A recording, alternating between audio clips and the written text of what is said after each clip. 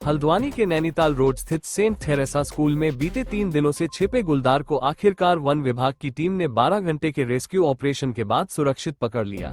ये घटना उस वक्त सामने आई जब स्कूल में गर्मियों की छुट्टियों के दौरान सफाई कर्मचारी ने परिसर में संदिग्ध हलचल देखी और बाद में सीसीटीवी में गुलदार की मौजूदगी की पुष्टि हुई। शुक्रवार सुबह जब महिला सफाई कर्मचारी स्कूल के पीछे वाले हिस्से की सफाई कर रही थी तो उसे फर्श पर बड़े पंजों के निशान और बिखरा हुआ सामान नजर आया। प्रबंधन ने जब सीसीटीवी चेक किया तो उसमें रात करीब 10 बजे एक गुलदार खुलेआम घूमता दिखा। सूचना मिलते ही वन विभाग हरकत में आया। गुलदार के हमलावर हो सकने की आशंका को देखते हुए शुक्रवार रात ही स्कूल में ट्रैप कैमरे लगाए गए। शनिवार सुबह 7 बजे रेस्क्यू ऑपरेशन शुरू हुआ। एसडीओ मनिंदर कौर, रेंजर आनंद आर्य, एसओजी इंचार्ज कैलाश तिवारी और रेस्क्यू प्रभारी कैलाश पांडे के नेतृत्व में हल्द्वानी, भाखड़ा, गदगदिया और रुद्रपुर रेंज की टीमें मौके पर पहुंची। टीम के साथ 2 वन्यजीव चिकित्सक भी मौजूद रहे। रेस्क्यू के दौरान गुलदार कभी सीढ़ियों में, कभी टॉयलेट में और कभी गैलरी में भागता रहा। वो कई बार वनकर्मियों पर झपटने की कोशिश भी करता दिखा, जिस कारण टीम के फ्रंटलाइन कर्मियों को बॉडी प्रोटेक्टर पहनाए गए। दोपहर बाद तीसरे विशेषज्ञ डॉक्टर हिमांशु पांगती को रानीबाग रेस्क्यू सेंटर से बुलाया गया। शाम 5 बजे ट्रैंकुलाइज गन से गुलदार को बेहोश किया गया। 2 घंटे की निगरानी के बाद गुलदार को पिंजरे में बंद कर तराई केंद्रीय डिवीजन के गदगदिया रेंज के जंगल में सुरक्षित छोड़ दिया गया।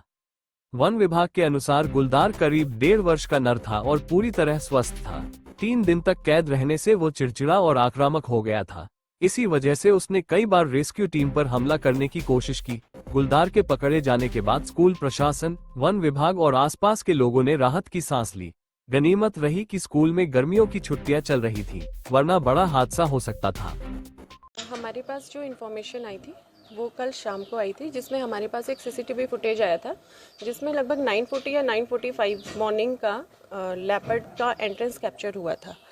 आफ्टर दैट हमने कल दिन में यहाँ पे विजिलेंस रखा, लेकिन क्योंकि लेपर्ड ने कोई मूवमेंट नहीं किया so we were not sure.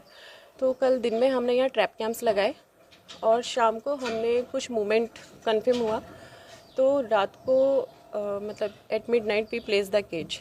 फिर मॉर्निंग में 8:40-8:45 हम उसको एग्जैक्टली लोकेट करने में सफल हुए। उसके बाद हमने with all the ammunition, shields and with the kit हमने इसके लिए रेस्क्यू ऑपरेशन शुरू किया।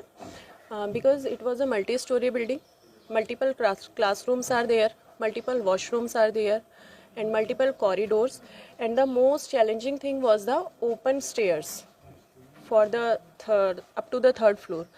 तो उसमें उसने प्रॉपरली हमें तरीके से घुमाया और लगभग मेरे पूरे स्टाफ ने ही उसको फेस किया, डायरेक्टली फेस किया।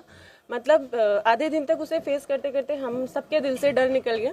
फिर तो हाथ में जाल मतलब नेट लेकर के मेरे स्टाफ ने उसे कंटिन्यूसली भी फेस किया सामने से।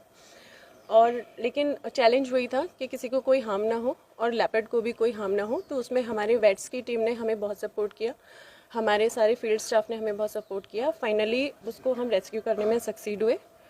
और बस इसमें यह है कि स्कूल एडमिनिस्ट्रेशन ने भी हमारा बहुत साथ दिया। जो कितना सुरक्षित, मतलब ये अभी क्या हाल है, कितने किलो का होगा लगभग और आप क्या नहीं हेल्थ इश्यू ऐसा ये मेल है अभी और सब एडल्ट कैटेगरी का है और लगभग 5 kg इसका वेट है। ठीक है, सब एडल्ट कैटेगरी में है और मेल है और हेल्थ इश्यूज कोई नहीं है, ये स्वस्थ है, ये हेल्दी है।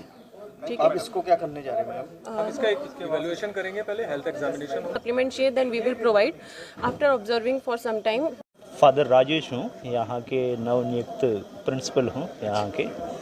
तो कल से ही लेपर्ड का अंदर घुस गया करके पता चला, फिर जो सीसीटीवी फुटेज वहाँ से हमें पता चला।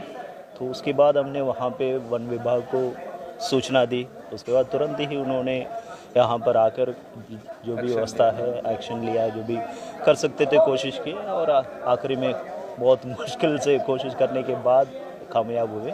इसलिए उनको भी बधाई देता हूँ और जितने भी कर्मचारी यहाँ पर हैं सभी को थैंक यू।